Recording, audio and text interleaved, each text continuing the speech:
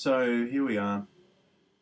It's the 18th of May, Saturday, and young Ross, Chris's nephew, is over with his sister Michelle, and we've noticed that Ross has been um, starting to show um, patterns of bullying.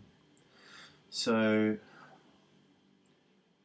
he seems to want to play and play very rough, and he always wants to fight and lash out. And obviously he's a little frustrated for whatever reasons. Maybe he's not learning fast enough, or he's not being stimulated in the way that he would like, or maybe he's just not understanding exactly what's happening in the adult world and feeling the stresses and the frustration that come with that as being an adult with day-to-day living. And what he's doing now is he's learning that he needs to express that frustration that he's being around and witnessing, but obviously he doesn't have any understanding yet on how to do that safely and to do that in a way that doesn't hurt himself or anyone else.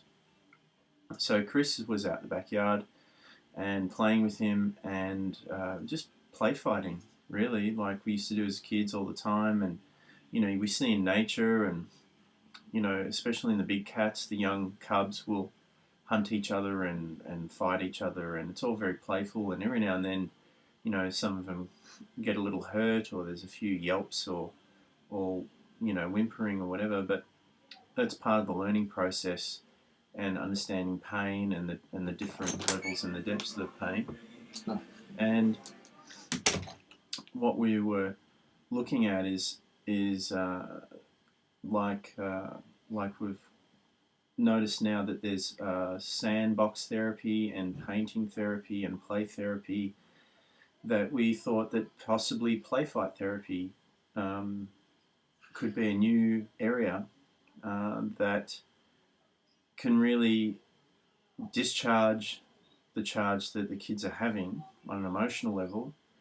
And while they're doing that, we can also instill new ways of playing that is safe, and introduce understanding about strength and levels of strength, pain and levels of pain, respect for yourself and your partner or opponent or who you're playing with. Also, if we introduce weapons into the play therapy, like sticks, or I'll just turn the light down here so it's not so bright. Sticks or guns, for example. I know that I don't really agree with the guns being introduced, but a lot of kids, and I remember when I was younger, guns were, I was very curious about them, and because of all the movies and TV and media that I was watching at the time, and never really understood just how dangerous they were. So we start to introduce understanding around the danger of the weapons, or the potential danger, and we also start playing with the speed and ampage of the play. So in one of the videos that we'll probably link in with this, you see Chris playing with Ross and slowing things down, slowing it right down, so he still gets to play, he still gets to discharge, and he's having fun, but there's no potential of anyone getting hurt. Chris also introduces if someone gets hurt accidentally, then that's the time to stop playing, go to your partner, your play partner, or your opponent, whatever, however you want to look at it, and see if they're all right. So this introduces a level of respect, concern, compassion. Also, where is okay to hit, like if we're playing with sticks, it's okay to hit the sticks harder, and it's not okay to hit the person hard. So we also are learning motor skills and control over those motor skills in relation to the ampage of the emotions. Because if anyone's seen a professional fight, I was actually working at a professional kickboxing fight last night where there was 8 fights. There was a lot of ampage in the room. Obviously, the spectators were yelling and screaming and cheering and carrying on. When some of the shots got through to either opponent, and there was a lot of ampage going on there. And what I found, was that the fighters who were the most successful in the ring were the ones that were able to control their state the most. They were able to stay relaxed in amongst, first of all, the situation of being in a fight, second being hit and under high levels of stress, and also the encouragement of the crowd to, go further into that flight response and into that primal animal part of the mind that wants to kill and maim and cause damage, and the violent part. So the fighters that were really successful, the ones that usually came out with a win, were the ones that were able to control their emotions, stay centered the whole time, and above all, they had the utmost respect for their opponent. To give you an example of what I mean by this, in the main event, which was the final, which was for the Australian Championship in that weight class, after the fighter had won his bout, and this was Muay Thai kickboxing, which I think has a really good philosophy and a whole ritual aspect and a deep respect for the art and the opponent and themselves, is that he actually bowed down to his opponent's feet, who he'd beaten, in respect.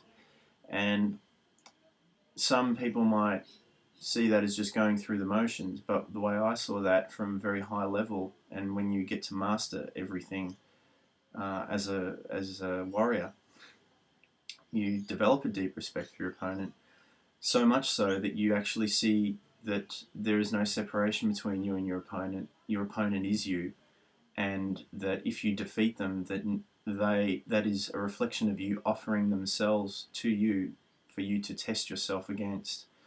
So when you do defeat your opponent, in the case that this fighter had done, it was almost like he was saying, thank you for allowing me to test my skills against myself and being able to rise above myself to a level where now I'm a better person, a more respectful person, and my skills have improved and my consciousness level has been raised. And then the reward was there. Now, we don't fight for the reward or for titles or anything like that.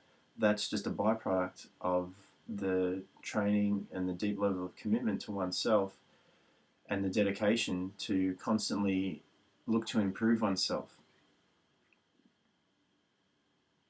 The other example I'd like to bring up is,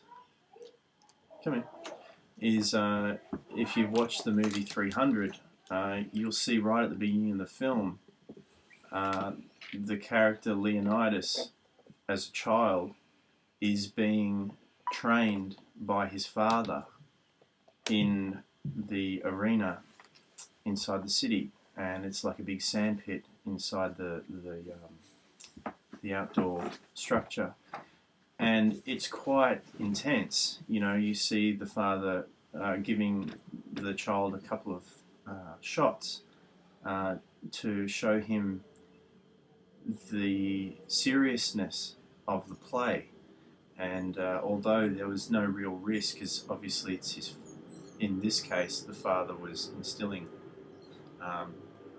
life skills into the child.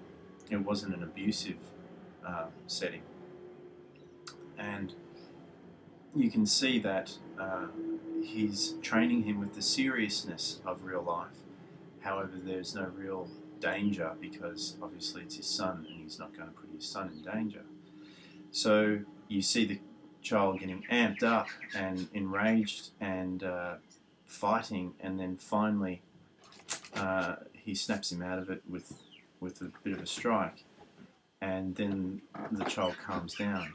And the training was for not to learn what it is to be hit, but to understand that he was out of control at that time, and he needs to control himself, even in that situation, in order to become victorious. And this is the other part of the play therapy, is we're instilling deep philosophical,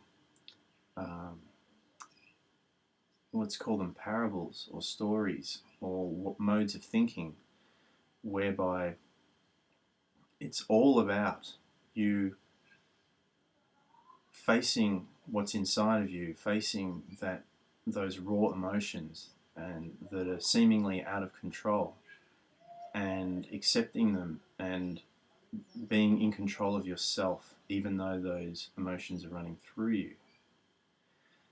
So in the next scene, because it's very confronting, and if anyone's seen child abuse or anything like that, it can be quite shocking. However, if we look at it from the point of its training, and obviously, we would never go to that level with children, but it shows you the extreme of how important it is to understand all these principles while playing. And in the next scene, they're not fighting. The father and son are sitting side by side, and he's discussing honor and principles like power and how that can be used and misused, and the traps of power and seeking it, and wanting to rise to a new level where you also become that power without trying to take it from others, because you see that it's already inside you. So these are quite deep philosophical principles, but I think they're fundamental for life, because sometimes we are faced with very hard situations, sometimes, hopefully not, violent situations, but violence can happen in many ways. It doesn't have to be physical. It can be mental violence. It can be emotional violence. It can be a combination of things, which now branches into the spiritual.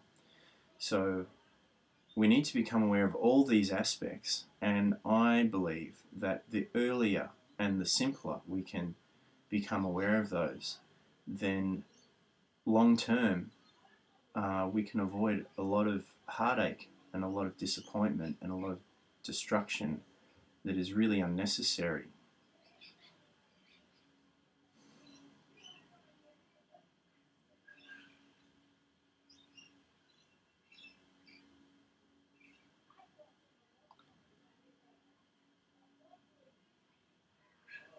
Just by controlling our emotions, because sometimes there are times in life where these emotions can be ignited or triggered, and we need to recognize when that's happening, because when we recognize when that's happening, then we can change those, or we can alter the course of where that can lead, and we can start channeling that emotion, that energy, that power into more constructive outcomes.